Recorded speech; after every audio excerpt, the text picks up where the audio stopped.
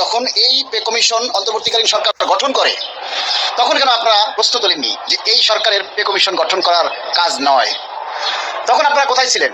এই pay commission যখন এই পে স্কেল বাস্তবায়নের জন্য দফায় দফায় দফায় দফায় সারা দেশের বিভিন্ন সংগঠনের সাথে, বিভিন্ন কর্মকর্তার সাথে, সচিব মহোদয়দের সাথে মত বিনিময় সভা করেছেন, তখন কেন আপনারা প্রশ্ন তোলেননি যে এই পে কমিশনের বা এই অন্তর্বর্তীকালীন সরকারের এটা কাজ নয়?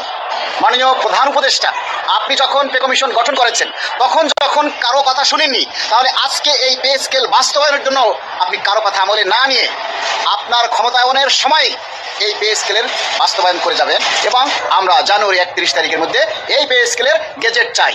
আমাদের এই পে স্কেল বাস্তবায়নের জন্য সবাই আমরা সরকারের সাথে আছি। আমরা দীর্ঘ 10 বছর পরে একটা পে স্কেল পেতে যাচ্ছি। প্রায় 10.5 বছর পরে জাতীয় বেতন কমিশন অত্যন্ত পরিশ্রম করে তারা একটি প্রস্তাব তৈরি করেছেন। এই প্রস্তাব মাননীয় প্রধান উপদেষ্টার হাতে তুলে দিয়েছেন, আপনারা সারা দেশবাসী জানেন। এই প্রস্তাবটা আমাদের সরকারি কর্মচারীদের জন্য আশীর্বাদ বয়ে নিয়ে আসতে পারে। কেননা দীর্ঘ 10 বছর আগে 2015 সালে পে স্কেল বন্ধ করে গিয়েছিল তৎকালীন সরকার। সেই বন্ধ থাকা চাকাটা সচল হতে যাচ্ছে। এই পে স্কেলের যে প্রস্তাবটা দেওয়া হয়েছে সেখানে কতটা বৈষম্য হলো, কতটা ভুল ত্রুটি হলো, আমরা এই সব কথাগুলি নিয়ে আলোচনা না করি। অনেকেই দেখবেন যে পক্ষে বলবে, অনেকেই বিপক্ষে বলবে। অনেক সুদীজন আছে যারা এখন পে স্কেলের বিপক্ষে যুক্তি দাঁড় করিয়েছে। অনেকেই বলছে এই অন্তর্বর্তীকালীন সরকারের কাজ নয় পে স্কেল দেয়া। আমি তাদের উদ্দেশ্যে বলি, যখন এই 10 বছরে সরকারি কর্মচারীরা তাদের বেতন বৃদ্ধি হচ্ছিল না, তখন কি আপনারা দেখেননি? এই যে বর্তমান ঊর্ধ্বগতি বাজারের সাথে তাল মিলিয়ে কর্মচারীরা চলতে পারছে না। 15,000 টাকা দিয়ে একজন কর্মচারী ঢাকা শহরে চলতে পারে? প্রশ্ন আপনাদের কাছে। দ্বিতীয় প্রশ্ন হচ্ছে, যখন এই পে কমিশন অন্তর্বর্তীকালীন সরকার গঠন করে তখন কেন আপনারা প্রশ্ন তোলেননি যে এই সরকারের পে কমিশন গঠন করার কাজ নয়? তখন আপনারা কোথায় ছিলেন?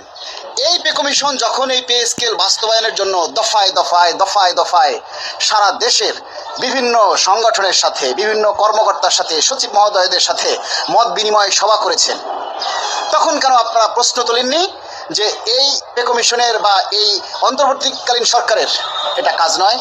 তখন কি আপনারা বাংলাদেশে ছিলেন না? এই কাজগুলি যখন করছে তখন কি আপনারা ছিলেন না? তখন যদি আপনারা চুপ করে থাকেন তাহলে আজকেও আপনাদের চুপ করে থাকা সম্মানের।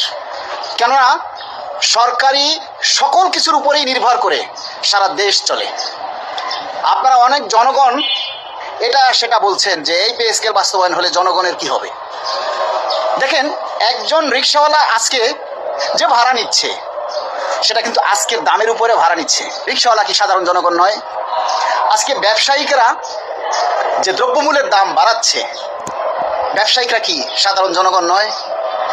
এই যে বিভিন্ন প্রাইভেট কোম্পানি সাবান করে, চিনি তৈরি করে, তারপরে এই যে হুইল পাউডার, এটা সেটা, দুধ, চিনি, আদা, ময়দা, সুজি, সব কিছুই যে তারা সরবরাহ করে কোম্পানিদের পক্ষ থেকে, এরা কি সাধারণ জনগণ নয়?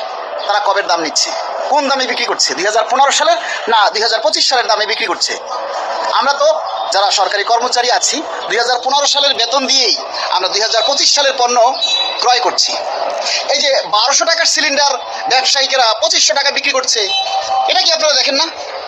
এটা নিয়ে কখনো প্রশ্ন তুলেছেন যে এই যে 1200 টাকার সিলিন্ডার কেন 2500 টাকা বিক্রি করছে? প্রিয় সুধী সমাজ, তখন আপনারা কোথায় থাকেন?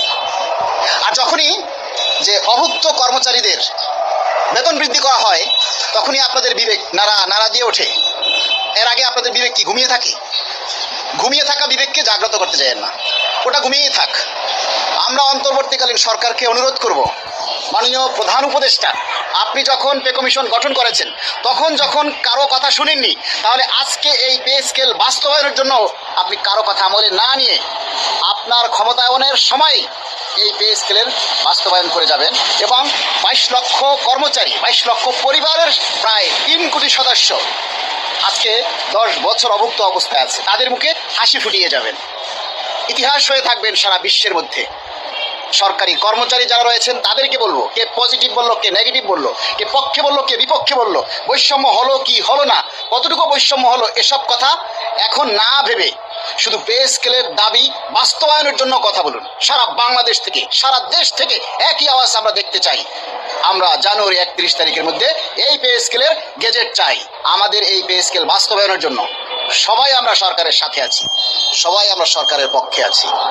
আমরা মাননীয় প্রধান উপদেষ্টাকে বলবো, যদি সুযোগ হয় যে নিচের গ্রেডগুলির ধাপ একটা থেকে আরেকটা, যেটা 500, 300, 600 করা হয়েছে, সেটা যদি সুযোগ থাকে আরেকটু বাড়িয়ে, যেন এক একটা স্কেলের বা এক একটা গ্রেডের মধ্যে যেন কমপক্ষে 1-1.5 হাজার টাকা ব্যবধান থাকে, এমন একটা পর্যায়ে নিয়ে এসে দ্রুত সময়ের মধ্যে গেজেট প্রকাশের জন্য আমরা জোর দাবি জানাচ্ছি। প্রিয় বন্ধুরা, এই ভিডিওটা সর্বোচ্চ শেয়ার করে সারা দেশের মানুষকে, সারা দেশের জনগণকে জাগ্রত করুন।